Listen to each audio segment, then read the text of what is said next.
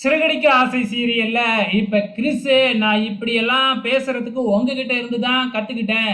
நீங்க தேவைன்னா பொய் சொல்றீங்களே, அதனால தான் நானும் தேவைன்னா பொய் சொல்றேன் அப்படின்னு நம்ம கிறிஸ் ஒரே போடா போட்டுறாப்ல. அதுக்கப்புறம் ரோகிணியால ஒண்ணுமே பேச முடியல.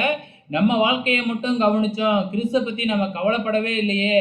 இதுக்கப்புறம் நம்ம என்ன செய்ய போறோம்? பேசாம வந்து பார்த்தீங்கன்னா, கிறிஸ மட்டும் நம்ம பார்த்துக்கலாம். நம்ம வாழ்க்கை நமக்கு முக்கியம் இல்ல அப்படிங்கிற மாதிரி ரோஹிணி முடிவெடுக்கிறாங்க. ஸோ அப்கமிங்கில் என்னதான் நடக்க போகுது அப்படிங்கிறது தான் புரியல. ஸோ இந்த பக்கம் வந்து பார்த்தீங்கன்னா நம்ம முத்துவும் மீனாவும் வந்து பார்த்தீங்கன்னா இப்போ சத்யாவுக்கும் ரேகாவுக்கும் கல்யாணம் பண்ணுறதுக்கு, அதாவது ரெஜிஸ்டர் ஆஃபீஸில் கல்யாணம் பண்ணுறதுக்கு டேட்டெல்லாம் ஃபிக்ஸ் பண்ணிட்டாங்க. இருந்தாலும் மீனாவுக்கு கொஞ்சம் பயமாக தான் இருக்கு. இப்போ அண்ணாமலை கிட்ட விஜயா கிட்டலாம் இந்த விஷயத்த சொன்ன உடனே விஜயாவுக்கு பயங்கர குஷி. ஏன்னா ரேகா வந்து சத்யாவை கல்யாணம் பண்ணிக்கிட்டா சிந்தாமணியோட பொண்ணு ஒண்ணுமில்லாதவனை கல்யாணம் பண்ணிக்கிட்டதா அர்த்தமாயிடும் இல்லையா? அதனால எப்படியாச்சும் இந்த கல்யாணம் நடக்கணும்னு தான் நம்ம விஜயாவும் ஆசைப்பட்டுக்கிட்டு இருக்கிறாங்க. ஆனா நம்ம அண்ணாமலை இருந்துகிட்டு அவங்க 2 பேத்துக்கும் கல்யாணம் பண்ணி வைக்கிறத அவங்க அப்பா அம்மா கிட்ட நீ சொல்லணும் அப்படின்னு சொல்லிடுறாங்க.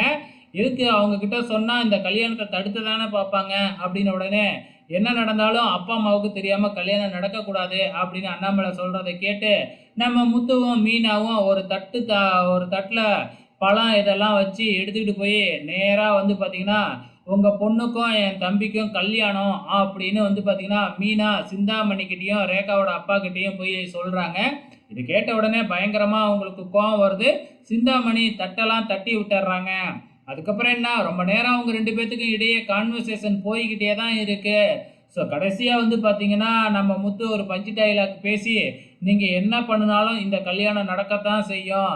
நீங்கள் வந்து ஆசீர்வாதம் பண்ணால் பண்ணுங்க, இல்லைன்னா தள்ளி இருங்க அப்படின்னு சொல்லிட்டு எச்சரிச்சுட்டு போகிறாப்புல. ஸோ இவங்க 2 பேரும் என்ன செய்ய போகிறாங்கன்னு தான் தெரியல. பொறுத்திருந்து பார்க்கலாம்.